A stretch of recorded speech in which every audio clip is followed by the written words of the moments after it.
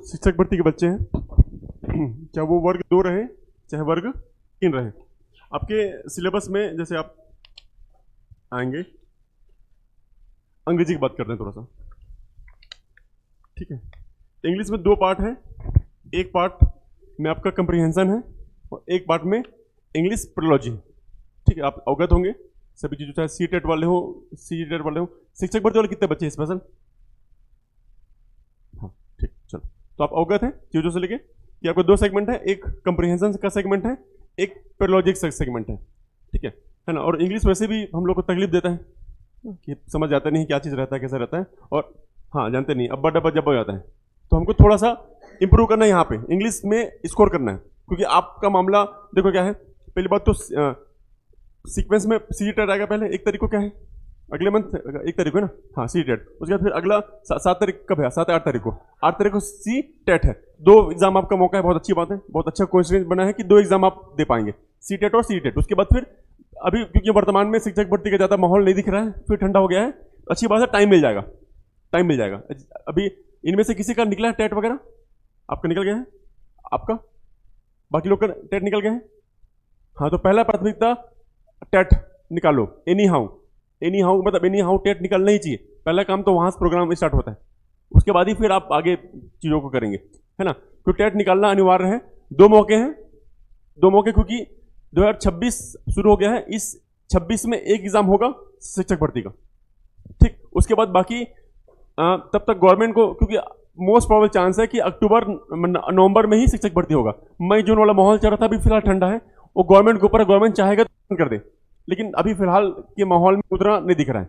तो अच्छी बात है कि पहले टेट निकालो, क्योंकि टेट पढ़ते पढ़ते आप बहुत सारी चीज शिक्षक भर्ती का पढ़ लोगे, ये बात तो है, ठीक है ना। और हमको आने वाले फ्यूचर में, जैसे अभी अब 2026 में मौका रहेगा, 2027 में मौका है, 28 में, लगातार आपका हर साल 26 में एक बार 5000 के आसपास आएगा, 27 28 में हो सकता है बड़ा वैकेंसी आए। तो इतना हमको लंबा नहीं जाना है, हमको फिलहाल तत्कालिक में 26 में ही टेट निकाल के जो 4700 समथिंग कुछ पोस्ट है उसमें एक पोस्ट पा जाना है, ठीक। और इंग्लिश का सेगमेंट जो है वो ऑलमोस्ट सब में सेम, ऑलमोस्ट क्या सब सेम ही है, चाहे सी टेट रहे, सी टेट रहे, चाहे वर्ग 2 शिक्षक भर्ती रहे, वर्ग 3 शिक्षक भर्ती रहे, एक बार पढ़ना है और मामला करना है क्लियर, ठीक। तो पेडोलॉजी में स्टार्ट करना था बेसिकली मेरे को, लेकिन मैं थोड़ा सा चाह रहा हूँ हल्का फुल्का 1-2 दिन, आज और कल एक वार्म अप कर दो ग्रामर का, थोड़ा बहुत बेसिक ग्रामर हल्का फुल्का, ताकि चीज़ों को लेकर आपको समझ आए। क्योंकि पेडोलॉजी स्टार्ट करूंगा ना तो थोड़ा सा हेक्टिक हो जाता है कि प्रिंसिपल ऑफ लैंग्वेज टीचिंग, चलो सिलेबस है, लर्निंग एक्विजिशन है टॉपिक, ऐसे बहुत सारे सिलेबस हैं, तो सिलेबस में थोड़ा सा दिक्कत होता है। तो ग्रामर हमको पढ़ना भी है, ग्रामर थोड़ा सा बेस हमको स्ट्रॉन्ग करना है, थोड़ा सा, ज़्यादा नहीं, क्योंकि इतना प्योर ग्रामर आपके एग्जाम में नहीं आने वाला। इंग्लिश जो पेडोलॉजी वाला सेगमेंट है, जो शिक्षक भर्ती वाले हैं, उसमें प्योर ग्रामर नहीं आएगा। हाँ, बाकी जो अदर बच्चे हैं उनको ग्रामर पढ़नी है, तो ग्रामर अलग हो जाएगा, पेडोलॉजी अलग हो जाएगा। लेकिन मैं थोड़ा सा एक वार्म अप कराऊंगा ताकि चीज़ों को लेके आप जैसे टेंस वाला टॉपिक आपका थोड़ा ठीक ठाक होना चाहिए, तो 2 दिन में मैं टेंस का एक बेसिक कराऊंगा ताकि आपका एक फाउंडेशन तैयार हो। क्योंकि आपको कंप्रीहेंशन सॉल्व करना है, तो कंप्रीहेंशन सॉल्व करने के लिए आपको एटलीस्ट आना चाहिए कि क्या है, क्योंकि आपको पढ़ने आना चाहिए, पढ़ के थोड़ा बहुत समझना आना चाहिए कि वो जो अनसीन पैसेज वो कह क्या रहा है, उसका सेंस क्या है। थोड़ा सा मैं ग्रामर टेस्ट करूंगा और फिर एकदम सिस्टमेटिक और घुसूंगा मैं मंडे से, क्योंकि यहाँ पे मैं सोच रहा हूँ कि लिखवाऊंगा नहीं चीज़ों को लेके, पीडीएफ रहेगा, पीडीएफ आपके हाथ में रहेगा या प्रिंटेड फॉर्म पे या नॉन प्रिंटेड फॉर्म पे, और यहाँ पे डिस्प्ले कराऊंगा मैं पेडोलॉजी को, क्योंकि प्योर आपका इंग्लिश में रहेगा वो चीज़ें, क्योंकि भाई इंग्लिश सब्जेक्ट तो ऑप्शन नहीं रहेगा, इंग्लिश में आपको सिर्फ इंग्लिश भी दिखेगा, हिंदी लैंग्वेज में क्या दिखता है, हिंदी, तो इंग्लिश में हमको कोशिश करने की, हमको वो कमांड करना जारी, ठीक है। तो जितना भी आपका टेट में कितना नंबर, 25 की 30 आता है, ठीक, 30 नंबर बहुत होता है, और 150 में 90 रहता है ना जनरल का और क्वालिफाई में, और कैटेगरी लोग का कितना रहता है? हाँ हाँ ठीक। नहीं, मैं भी क्या हुआ था ना 2022 में मजे मजे में पढ़ा रहा था और मजे मजे में एग्जाम दिला दिया मैं भी, तो मेरा वर्ग 2 का टेट निकला हुआ है, वर्ग 3 का टेट निकला हुआ है, लेकिन मेरे पास ना बीएड है ना कुछ है, उसे मजे में पढ़ा रहा था उस टाइम पे, तो चलो यार एक बार देख लेता हूँ कैसा एग्जाम होता है, इस टाइप में मैं बैठ गया था। तो जनरल वाला हूँ मैं, 90-91 नंबर के आसपास दोनों मेरा, वर्ग 2 में वर्ग 3 दोनों में, ठीक है, तो कोई दिक्कत नहीं है। कितने जनरल वाले कितने लोग हैं? अच्छा, सब जनरल वाले आप? हाँ ठीक है, तो 90 नंबर माने थोड़ा काफ़ी चैलेंजिंग हो जाता है ना चीज़ों को लेकर, तो मेहनत हमको ज़्यादा करना पड़ेगा। चलो तो स्टार्ट करते हैं, बेसिक को लेकर स्टार्ट करूँ। ये मान लीजिए आपके कंप्रीहेंशन का पार्ट है, जैसे आप पेडोलॉजी में आप आओगे, ये कंप्रिहेंशन आपको दिखेगा, ये कंप्रिहेंशन वाले ही पार्ट से स्टार्ट करो, मान लो बेसिक थोड़ा सा, है ना। चलिए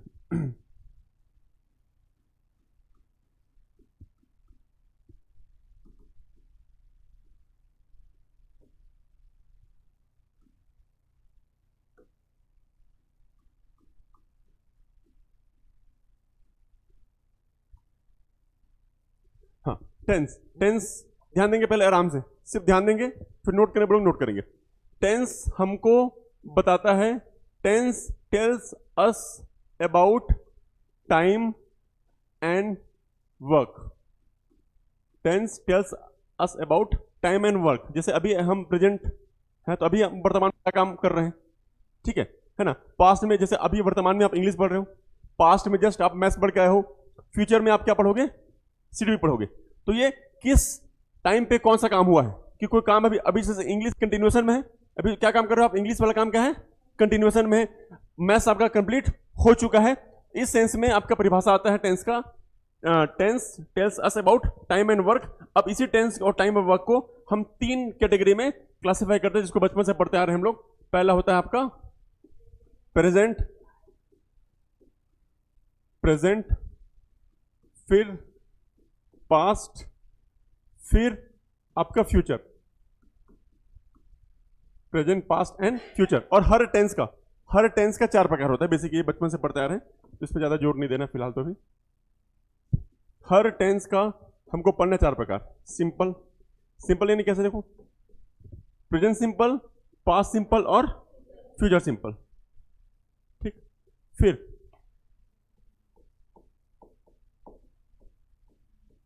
continuous, present continuous, past continuous और फ्यूचर कंटिन्यूअस। फिर perfect, present perfect, past perfect और फ्यूचर परफेक्ट, ठीक। फिर आगे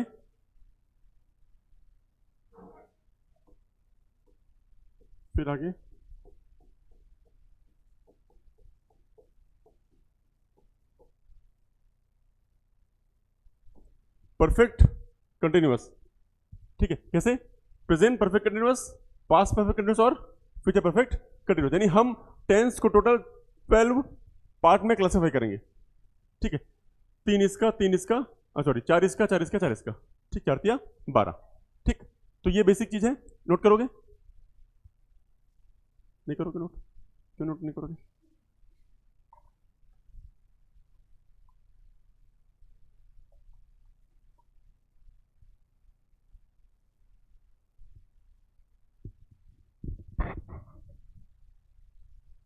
क्योंकि कंप्रिहेंशन में थोड़ा सा आपको इतना सेंस होना चाहिए कि कैसे टेंस हो रहा है, क्या हो रहा है, क्या बातें हो रही हैं, थोड़ा सा ये चीजों आपको पता होना चाहिए।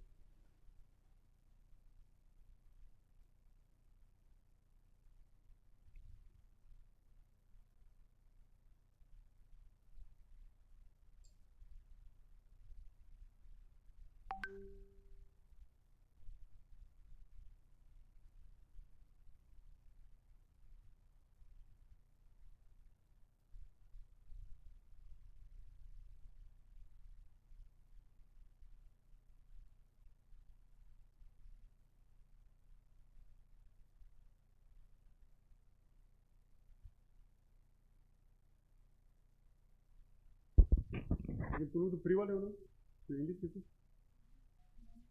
प्रोलॉजी फिर नहीं ना, मंडे से उतना फिर काम तो नहीं आएगा। हाँ बेसिक भी पढ़ लेना, बेसिक आज बेसिक 2 दिन बेसिक कराऊंगा मैं, बैठ सकते हैं ना, दिक्कत नहीं, देख लेना, कुछ समझ आएगा तो आगे आगे बीएड करने का मन होगा इन फ्यूचर तो कम से कम वो, हाँ तो काम आएगा वो। हो गया, चलो। अब देखो मैं कैसे पढ़ाऊंगा आप लोग को, मेरा तरीका क्या रहेगा, मैं तीनों सिंपल एक साथ, तीनों कंटिन्यूस एक साथ, ताकि हम हमारा एक कॉन्सेप्ट का सीक्वेंस कॉन्सेप्ट बनता रहे। अब थोड़ा सा एक बार बेसिक आते हैं चीजों को लेके, देखो बेसिक क्या आते हैं, बात समझो यहाँ पे, कि हम टेंस में हम बात करेंगे सेंटेंस के ऊपर, कि टेंस में किस टाइप का सेंटेंस। तो हम लोग बात करते हैं बेसिकली 3 टाइप का सेंटेंस का। पहला बात करेंगे अफर्मेटिव का, क्या बात करेंगे, अफर्मेटिव। अफर्मेटिव अफर्मेटिव का मतलब क्या समझते हो, जैसे एक सेंटेंस का फॉर्म होता है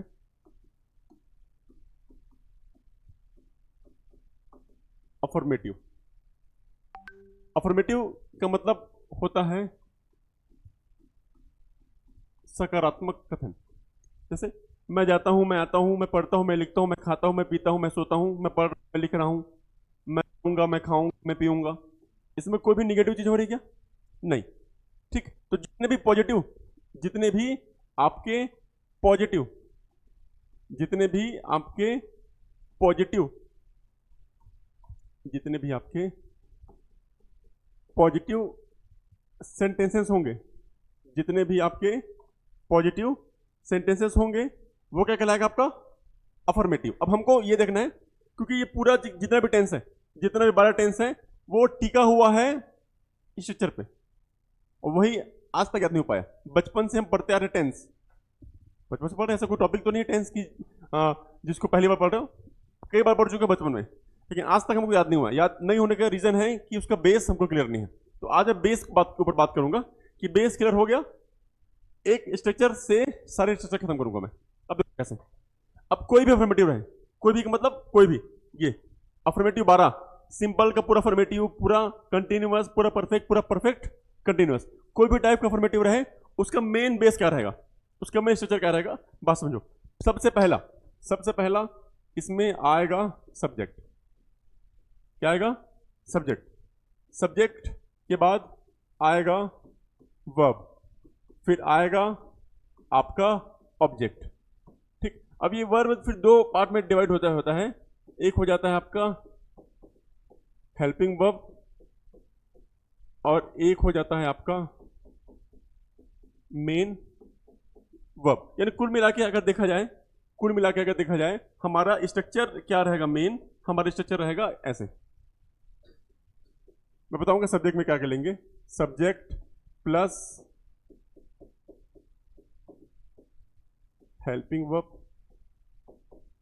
उसके बाद मेन वर्ब, फिर ऑब्जेक्ट।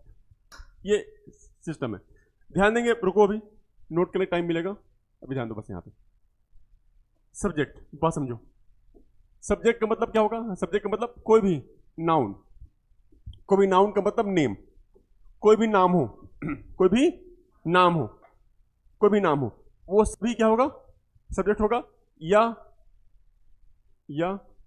कोई भी प्रोनाउन, प्रोनाउन में खास करके हमको दो तीन चीज के बारे में ध्यान रखें। प्रोनाउन में थोड़ा सा पर्सनल प्रोनाउन ज्यादा यूज करते हैं।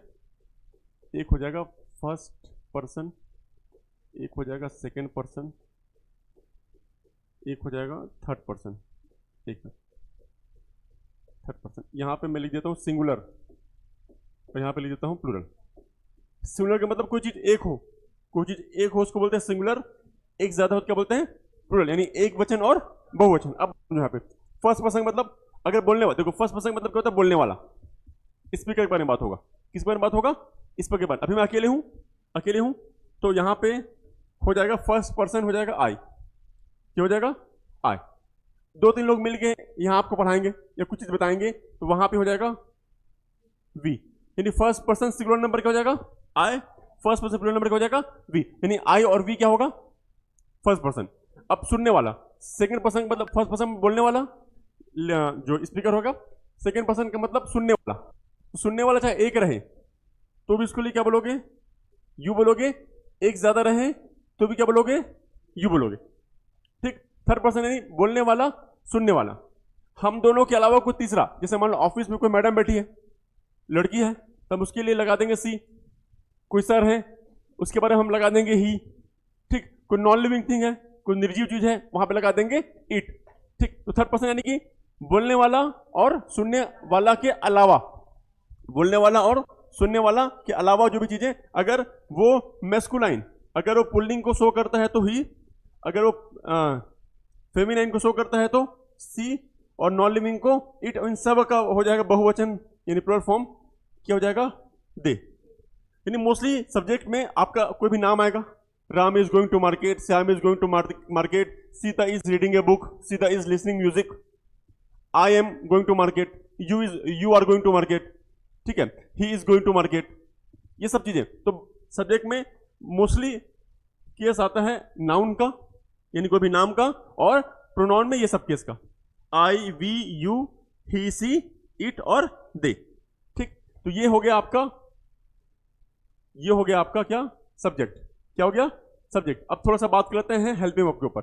हेल्पिंग वर्ब का मतलब जो हेल्प करे, जो सहायता करे। जैसे इसमें हेल्पिंग वर्ब में आपका आ जाता है डू हो गया, डज हो गया, डिड हो गया, इज हो गया, एम हो गया, आर हो गया, वॉज हो गया, वर हो गया, हैज हो गया, हैव हो गया, हैड हो गया, ठीक है, सेल हो गया, विल हो गया, ठीक है, has been, have been, had been, shall be, will be, shall have been, will have been, ऐसे और भी बहुत सारे ईटीसी एक्स्ट्रा बेसिक चीजें।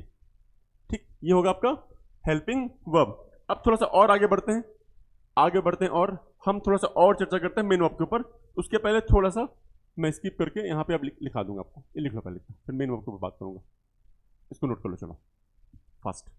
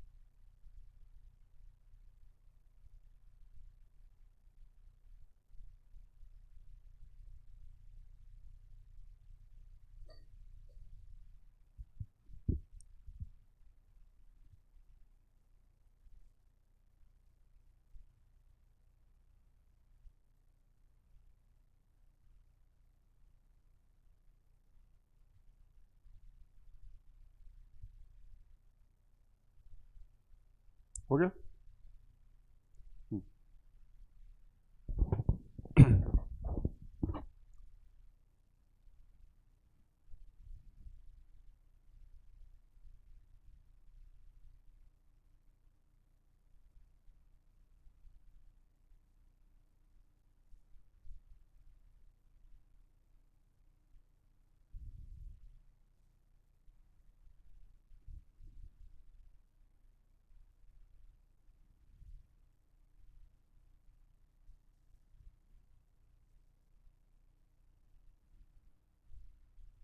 हो गया क्या, चलो आगे बढ़ते हैं। तो थोड़ा सा मेन वर्ब के बारे में और मैं डिटेल से अगले पेज में चर्चा करता हूं।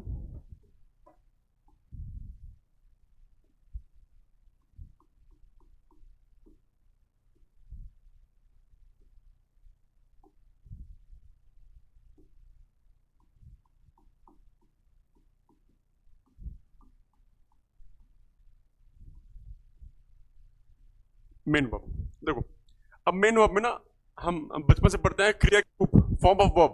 फॉर्म ऑफ वर्ब में V1, V2, V3 मेन तीन होता है, मेन तीन होता है, लेकिन हम टेंस और आगे इसको पढ़ते हैं V4 और V5। V4 कुछ नहीं होता, V4 में होता है बेसिकली V1 प्लस ING, ये होता है V1 प्लस S या ES।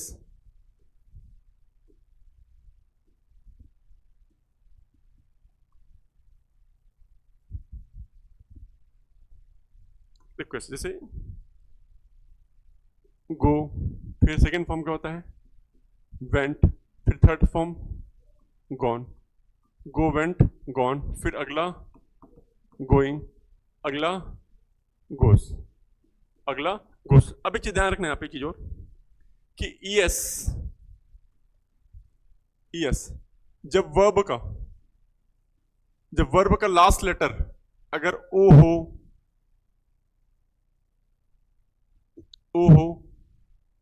एस हो, एक्स हो, एस एच हो, सी एच हो, ठीक, ओ एस एक्स जेड, यहां पे जेड कर लो उसका, फिर O S X Z C H S H, ठीक। हाँ, तो अगर वर्ब का लास्ट लेटर क्या हो, ओ हो, एस हो, एक्स हो, जेड हो, सी एच हो और एस एच हो, तो अब हम वहां पे क्या लगाएंगे, यस, क्या लगाएंगे, यस। उसके अलावा सब में क्या लगाएंगे, एस। जैसे यहां पे देखो क्या है, ओ, क्या है, ओ, तो लास्ट में एस लगेगा, एस लगेगा, तो डिसाइड होगा वर्ब का लास्ट लेटर अगर ये रहा, O X, O S X Z C H S H, तो वहां पे क्या लगाएंगे अपन, एस लगाएंगे, ठीक।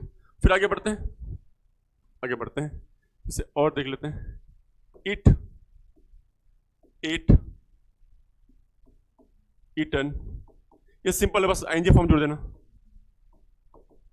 ईटिंग। देखो लास्ट में क्या है, टी है, तो एस लगेगा, एस लगेगा, एस लगेगा। जैसे आप और देख लो, कम, केम, कम, कमिंग, कम्स। से मैं बात कर दूं, रीड, स्पेलिंग अगले में रीड ही होता है, बट इसको पढ़ते हैं रेड, ठीक, ये भी रीड ही होगा। अगला हो जाएगा रीडिंग, अगला हो जाएगा रीड्स, और जैसे लिख दें राइट, रूट, रिटर्न, फिर राइटिंग, फिर अगला राइट्स, फिर जैसे और बात कर दें फ्लाई का हो जाएगा flu, F L E W, अगला हो जाएगा फ्लोन, ठीक, अगला हो जाएगा फ्लाइंग। अब देखो वाई है ना, वाई के पहले अगर कॉन्सोनेंट रहा, बस समझो, वाई के पहले कॉन्सोनेंट रहा इसमें रखना, तो वाई को हटा के हम जोड़ देंगे आई ई एस, क्या जोड़ेंगे, आई ई एस, फ्लाइस हो जाएगा, ठीक। जैसे और देख लेते हैं, ड्राइव का ड्रोव, फिर ड्रिवन, फिर ड्राइविंग और लास्ट में ड्राइव्स। ये बेसिक चीज है, और भी बहुत सारे वर्ब होते हैं, उसको अपन आगे बात करते हैं।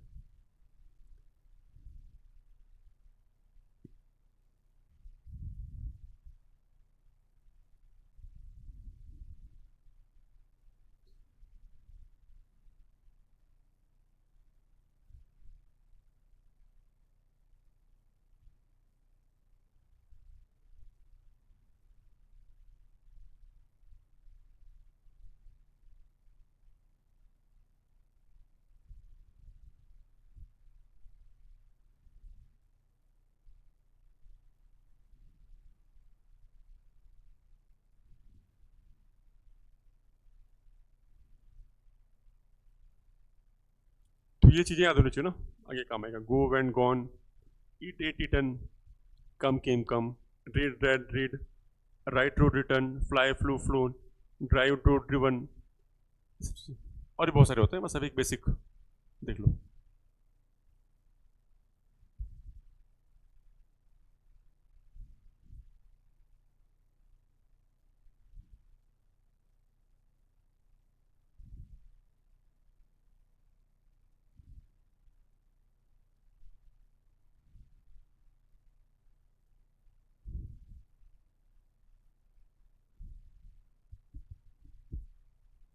हो गया, हाँ कर लो जल्दी फास्ट फिर।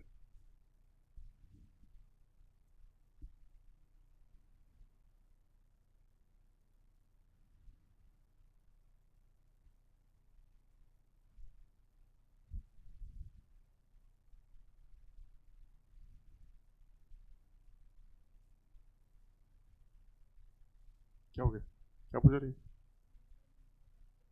हाँ अच्छा अच्छा, नहीं रखना है, हो गया चलो ठीक।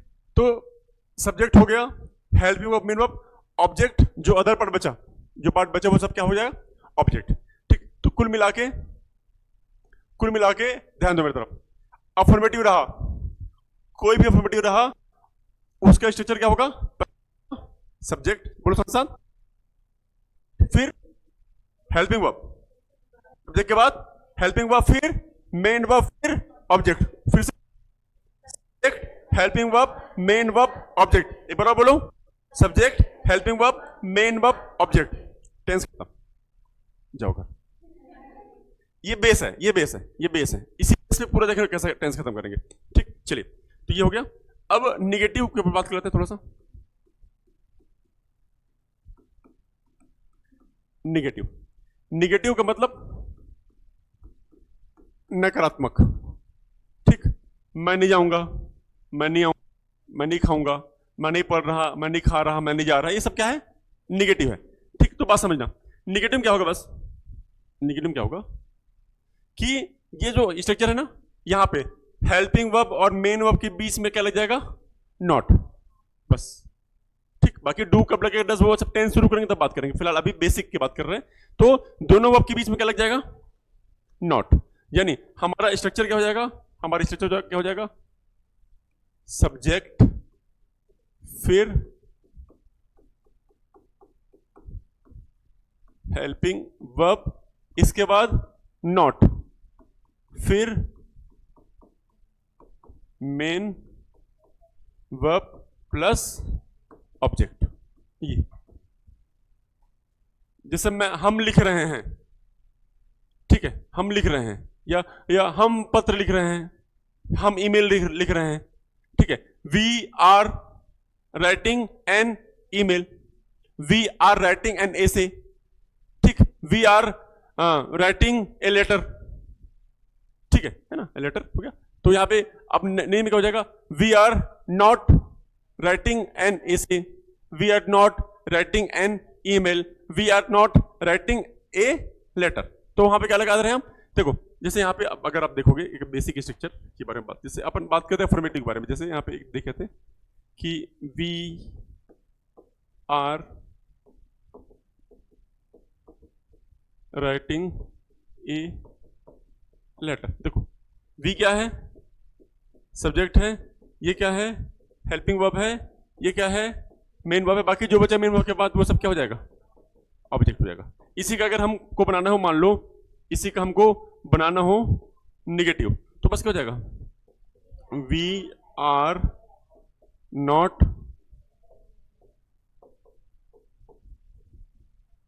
राइटिंग ए लेटर, यानी देखो फिर से वही बस, ये सब्जेक्ट, ये हेल्पिंग वर्ब, ये नॉट, ये मेन वर्ब और ये ऑब्जेक्ट। मैंने बस बताना चाह रहा हूं कि हेल्पिंग वर्ब और मेन वर्ब के बीच में क्या लग गया है, नॉट लग गया है।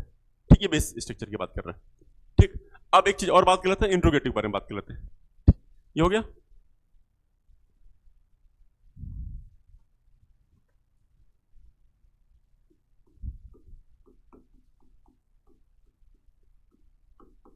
इंट्रोगेटिव स्ट्रक्चर, यानी इसको बोल देंगे प्रश्न वाचक। अब प्रश्नवाचक यानी इंट्रोगेटिव में क्या रहेगा मामला, हाँ, कुछ नहीं, जैसे क्या तुम पढ़ रहे हो, ठीक है, क्या मैं जाऊंगा, क्या मैं आऊंगा, तो क्वेश्चन वाला रहेगा, क्या रहेगा, क्वेश्चन वाला। स्ट्रक्चर क्या रहेगा, ये जो हेल्पिंग वर्ब है, ये जो हेल्पिंग वर्ब है वो कहाँ आएगा, सामने आएगा, क्या आएगा, हेल्पिंग वर्ब क्या आएगा, सामने, सामने आने के बाद क्या दिखेगा, हेल्पिंग वर्ब के बाद क्या आएगा, सब्जेक्ट, फिर मेन वर्ब, फिर ऑब्जेक्ट, बनेगा ही बनेगा। ठीक, यानी सामने में आएगा आपका हेल्पिंग वर्ब, फिर सब्जेक्ट, फिर मेन वर्ब, फिर ऑब्जेक्ट, लास्ट में क्वेश्चन मार्क। ठीक, जैसे अपन देखे थे, जैसे एक और एग्जांपल और देख लेते हैं। जैसे बोलते हैं I am eating a mango, affirmative होगा। नेगेटिव में क्या हो जाएगा ये? जैसे I am not eating a mango. फिर इंट्रोगेटिव क्या होगा? एम कहाँ आएगा? सामने, am I eating a mango. मैं आम खा रहा हूं, मैं आम नहीं खा रहा हूं, क्या मैं आम खा रहा हूं? ये मतलब हो जाएगा। ठीक है, हिंदी में मतलब हो जाएगा।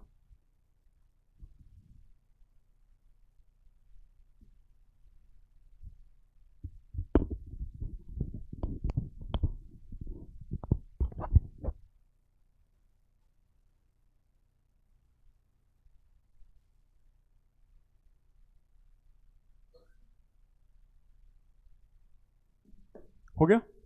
चलो अब बताओ यार, कोई भी अफर्मेटिव रहे कैसे दिखेगा? सब्जेक्ट, फिर हेल्पिंग वर्ब, फिर मेन वर्ब, फिर ऑब्जेक्ट। बोलो, subject, helping verb, main verb, object. फिर आगे बढ़ते हैं, निगेटिव कैसे होगा? Subject, helping verb, not main verb, object. ठीक, और interrogative helping verb, subject, main verb, object. ये बेस हो गया। अब इसी बेस पे, इसी फाउंडेशन पे आगे चीजों को बढ़ाते हैं। अब हम स्टार्ट करते हैं सिंपल टेंस। सिंपल में पहला सिंपल है present simple tense. Present simple tense. चलो इधर अब ध्यान दो, 5 मिनट फिर नोट करना, टाइम मिलेगा, कोई दिक्कत नहीं। चलो, प्रेजेंट सिंपल टेंस। हाँ, जस्ट अभी देख क्या है, जस्ट अभी देख क्या है। ए लिख दिया तो क्या समझ जाना? ए फॉर एप्पल नहीं, ए फॉर अफर्मेटिव। ठीक, ए फॉर अफर्मेटिव। ठीक, जस्ट देख क्या है?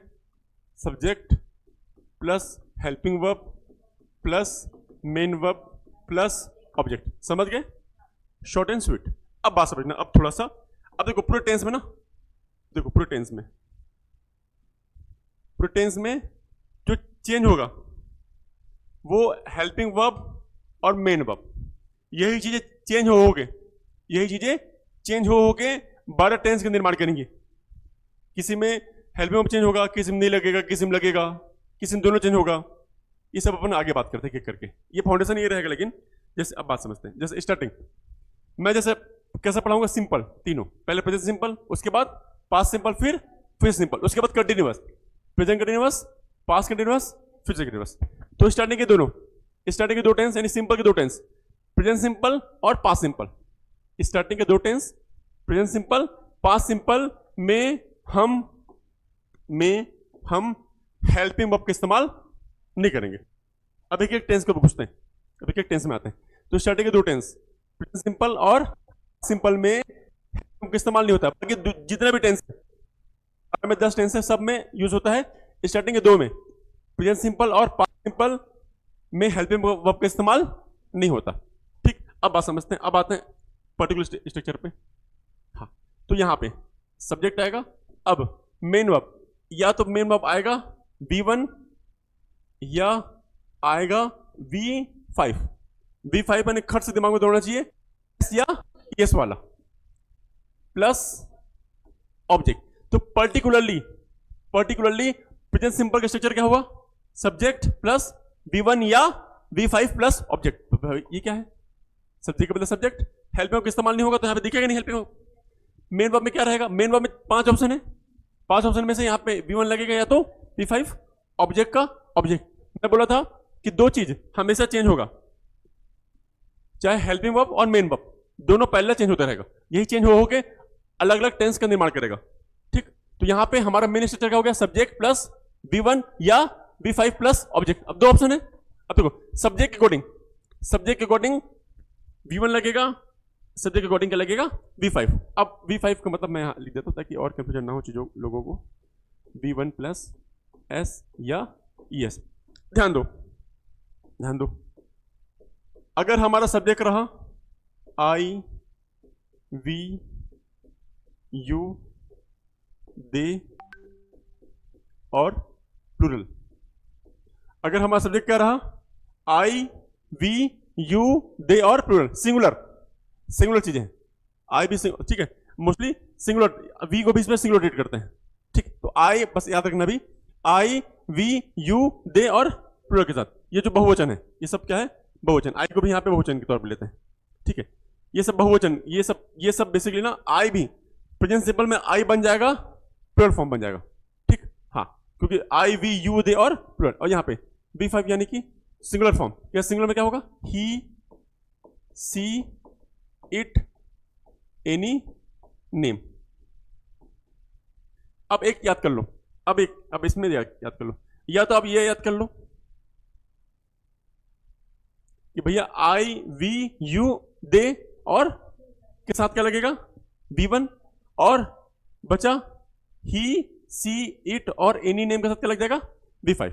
तो या तो याद कर लो या ये, इसमें फायदा क्या होगा, बाकी जो बचा जैसे मैं याद कर लिया आई वी यू दे और प्लूरल सब्जेक्ट रहा, तो उसमें क्या लगेगा वर्ब का फर्स्ट फॉर्म, बाकी में वर्ब का फिफ्थ फॉर्म। अब कैसे देखो, अब इसमें देखो कैसे मामला चलेगा, बात समझो, बात समझो, यहीं पे मेन दिक्कत आता है। जैसे मैं बात कर दूं,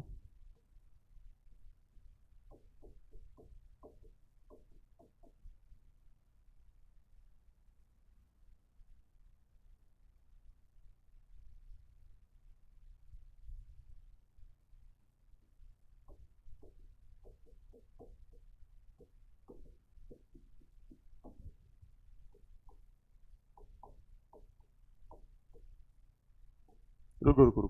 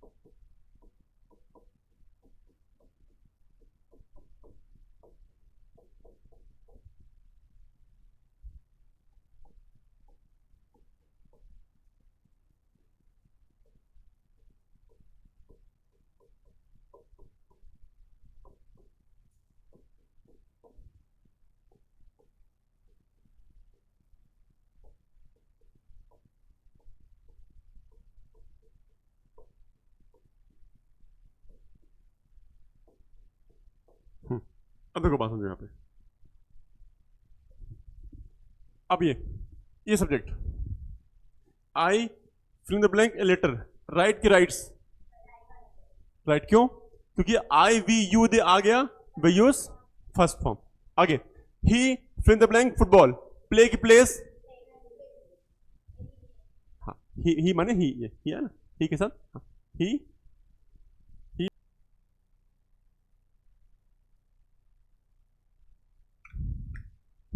देखो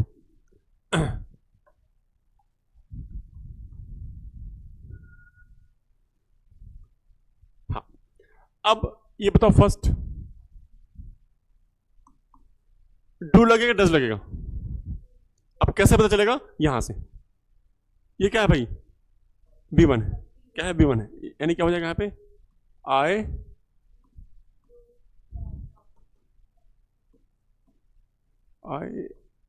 do not write a letter.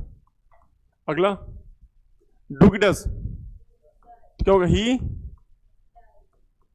Does not, क्या? प्ले की प्लेस, प्ले। क्यों प्ले? डू आ गया, डज आ गया, डिड आ गया, we always use first form of verb. ये प्लेस क्या बन जाएगा? Play. He does not play football. आगे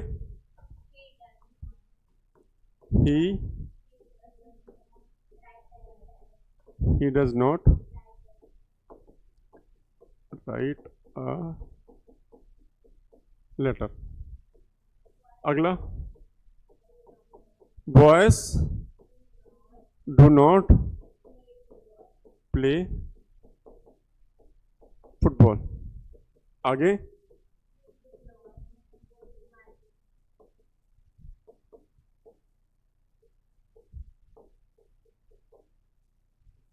अगला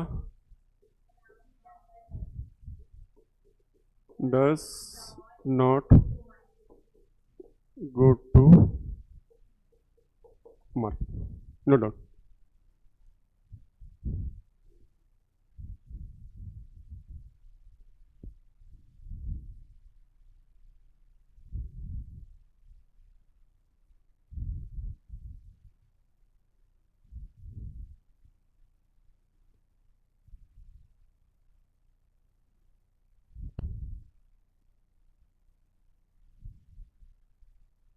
बस वो डिपेंड करेगा, ये V1 है तो डू नॉट, ये V5 है, ये V5 है, V1 है, V1 है, V5 है।